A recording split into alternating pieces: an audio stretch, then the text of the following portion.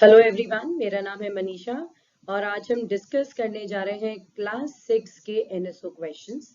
NSO questions में भी type आज जो हमने चूज करा है वो है इलेक्ट्रिसिटी।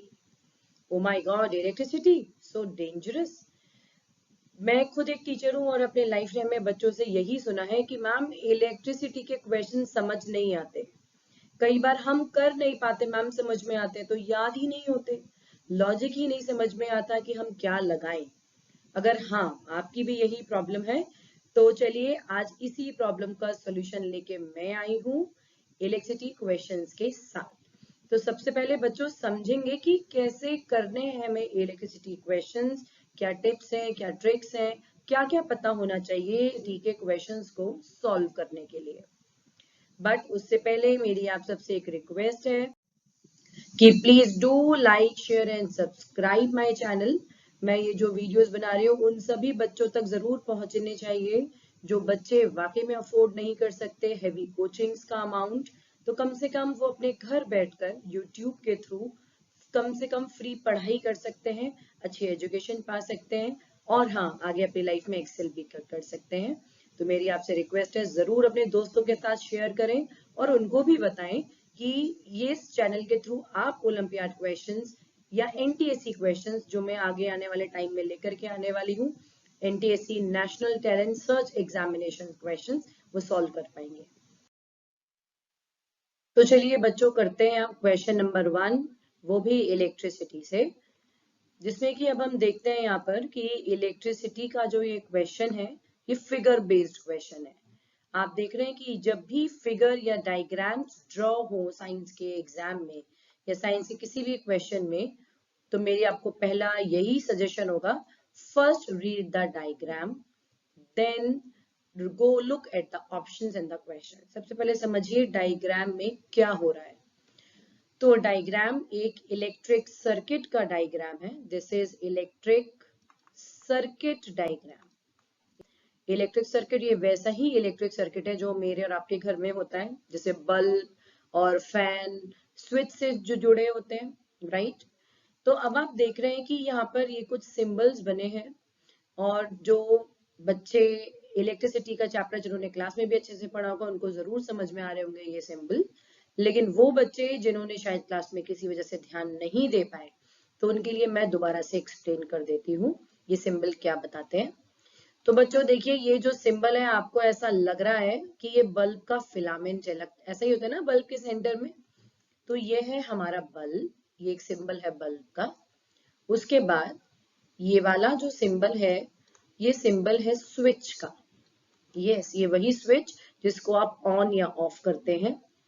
और उसके बाद इसके अंदर है ये लाइंस, ये लाइंस बता रही हैं बैटरी। बच्चों सेल का मतलब होता है सिर्फ वन सेल, लेकिन आपने देखा है कि किसी टॉर्च या घड़ी के अंदर एक से ज्यादा सेल पड़ते हैं, मोर देन वन सेल। तो जब भी आप लिखें मोर देन वन सेल, मतलब आपने अगर किसी भी सर्किट में एक से ज्यादा सेल इस्तेमाल करा है तो उसको हम कहते हैं बैटरी। आई होप ये बात सबको समझ में आई होगी कि बैटरी और सेल कैसे पहचाने। तो भाई मुझे तो बैटरी और सेल वैसे पता है कि देखो ये एक सेल है, करेक्ट, इसके पीछे टॉर्च में मेरे पास एक और सेल लगा हुआ है। ऐसे ही तो करते हैं हम, ऐसे ही करते हैं ना। तो ये तो अकेला एक सेल है, लेकिन आप देख रहे हो यहाँ पर दो सेल हो गए इंक्लूडेड, तो इसको हमने अब सेल नहीं बोलना है, हमको क्या बोलना है, इसको बैटरी। क्या सेल और बैटरी के बीच में डिफरेंशिएशन क्लियर हुआ? लेकिन अब बात आती है कि हम सर्किट डायग्राम में कैसे डिसाइड करें, कैसे बता पाए कि ये जो बैटरी है ये हमने बैटरी का डायग्राम ड्रॉ करा है या किसी एक सेल का। तो बच्चों समझिए, इसको करने का सबसे आसान और इजी तरीका मैं आपको बता रही हूँ। एक बार बस आपको सेल याद करना पड़ेगा, बाकी बहुत आसान हो जाएगा आपके लिए। तो चलिए समझते हैं कि सेल कैसे ड्रॉ करते हैं। बल्ब तो आपको आ गया समझ में, ये दो लाइन बनाई, इसके बीच में ऐसे करा, बल्ब, राइट। सेल कैसे ड्रॉ करते हैं? एक सेल के अंदर हमें पता है एक पॉजिटिव पार्ट होता है और एक नेगेटिव पार्ट होता है, एक प्लस वाला पार्ट और एक माइनस वाला पार्ट। तो आपको उसको लाइंस के फॉर्म में दिखाना है, एक छोटी लाइन, एक बड़ी लाइन। एक सेल के अंदर जो पॉजिटिव पार्ट है उसको हम दिखाते हैं बड़ी लाइन से, और जो स्मॉलर लाइन है that indicates the negative part of the cell. तो देखो ये एक सेल के अंदर दो ही पार्ट होते हैं, एक पॉजिटिव एक नेगेटिव, तो मैंने सेल ड्रॉ कर दिया। ये है सेल का सिंबल, कितना आसान है ना। आप देखते हैं कि बैटरी कैसे ड्रॉ करी जाए। जैसा कि अभी हमने डिस्कस करा कि बैटरी का मतलब है एक से ज्यादा सेल। एक से ज्यादा सेल मींस उसमें एक से ज्यादा प्लस होंगे, एक से ज्यादा माइनस होंगे। सही बात है ना। तो देखते हैं कैसे ड्रॉ करें। सबसे पहला काम आपने यहाँ पर नोट करा होगा कि इस दोनों लाइंस को मैंने ज्वाइन नहीं करा है। इस पॉजिटिव लाइन और इस नेगेटिव लाइन को मैंने कहीं पर भी ज्वाइन नहीं करा है। तो आपको ये ज्वाइन नहीं करनी है एक सेल के अंदर। लेकिन हाँ, जब आप एक सेल को दूसरे सेल से जोड़ोगे तो आपस में टच होंगी। देखते हैं कैसे। देखिए, ध्यान से देखिएगा। सबसे पहले मैंने बड़ी लाइन ड्रॉ करी एक सेल की, ये है हो गया उसका पॉजिटिव पार्ट। फिर उसी की छोटी लाइन ड्रॉ करी, ये हो गया उसका नेगेटिव पार्ट। तो मेरा वन सेल तो कंप्लीट हो गया।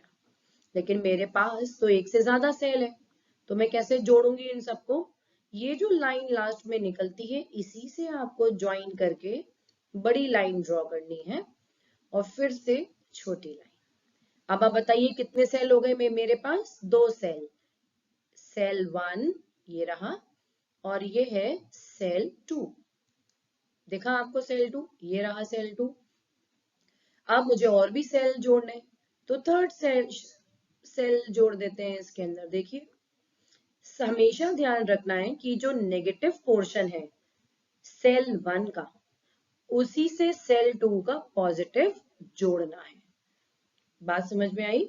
सेल 1 के नेगेटिव से ये सेल 1, देखो ये पोर्शन है सेल 1, ये पोर्शन हो गया सेल 2, और ये पोर्शन हो गया सेल 3। सेल 1 के नेगेटिव से सेल 2 का पॉजिटिव जुड़ेगा, मतलब एक का नेगेटिव दूसरे का पॉजिटिव, सेम ऐसे ही चलना है। Negative with positive of 3। उसी तरह मैं अगर आगे भी ड्रॉ करना चाहूंगी तो मुझे आगे भी ऐसे ही ड्रॉ करना है, सेम पैटर्न फॉलो करते जाना है। अब ये हो गया सेल नंबर 4। तो सेल नंबर 4 में ये थर्ड का नेगेटिव, ये सेल नंबर 4 है, देखो 4 के पॉजिटिव से जुड़ा हुआ है, ध्यान से देखो, है ना।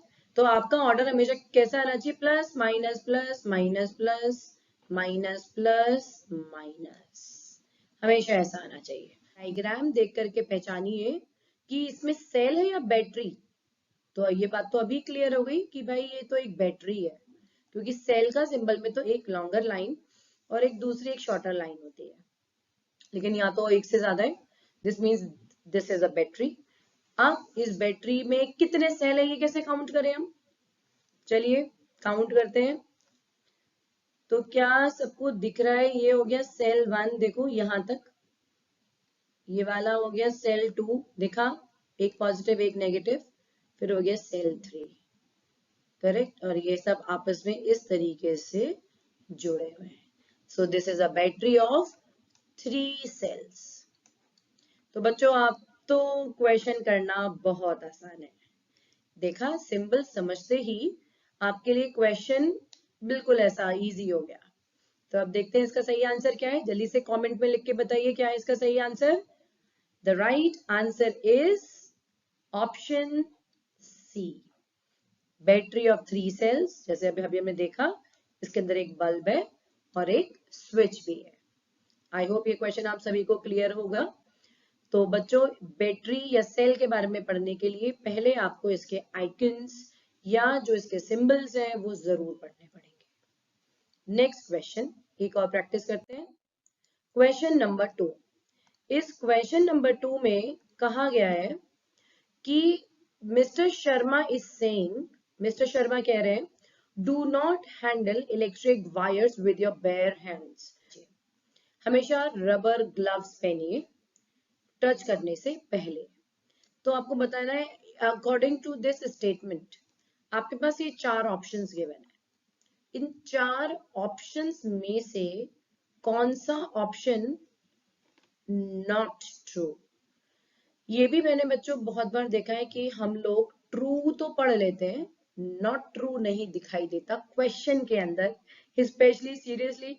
और ये केसेस मैंने अपनी लाइफ में बहुत देखे कि बच्चे को क्वेश्चन आता होता है, ऐसा नहीं है बच्चे को क्वेश्चन नहीं आता, बट दिक्कत क्या होती है, वो नॉट पढ़ी दिखता ही नहीं है क्वेश्चन के अंदर, और वो क्वेश्चन लगाते हैं कि ट्रू वाला आंसर क्या है। तो question reading is again a very very important part. So let's see the answer कि ऑप्शन क्या है इनमें से सही। You will get electrocuted if you handle live wire with your bare hand. अब ये live wire का मतलब क्या है? What is the meaning of live wire? Live wire का मतलब आपने देखा है वो वायर जिसके अंदर करंट होता है. Yes, this is the live wire.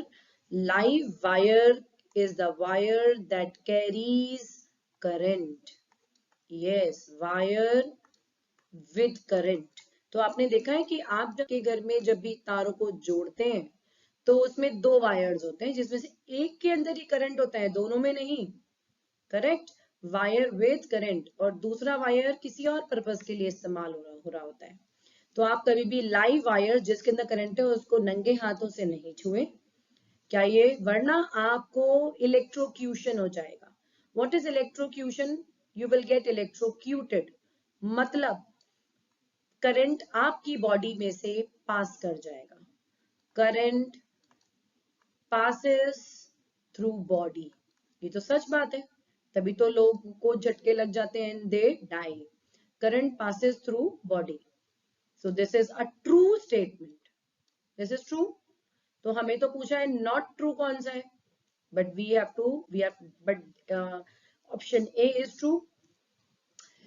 The rubber glove is a good insulator. बच्चों आपने पढ़े ही होंगे इंसुलेटर्स एंड कंडक्टर्स, राइट.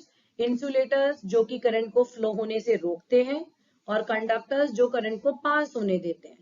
तो रबर ग्लव एक क्या है, इंसुलेटर है जो कि हमें इलेक्ट्रिक शॉक से बचाता है. This statement is also true. Then rubber glove allows the electric current to flow rapidly. No, current to flow कहां से आ गया? करंट टू फ्लो नहीं, इट स्टॉप्स करंट. ये तो करंट को स्टॉप करता है, तो इसका मतलब ये ऑप्शन ही फॉल्स है. Understood. And electricity can not flow through rubber. This is again true. तो बच्चों आप समझ गए कि आपका राइट आंसर क्या है. Right option is the option number C. Correct. तो आई होप चिल्ड्रन आप सभी को ये क्वेश्चंस करने में बहुत ही मजा आया होगा और समझ में भी आ गए होंगे. Please do tell your friends to practice these questions. उनको भी मोटिवेट करिए अपने साथ ओलंपियाड देने के लिए, कि जिससे हमारा इंडिया, हमारी कंट्री एक बहुत बेहतर कंट्री बन सके. Thank you everyone, because children are the future of the country. Bye bye.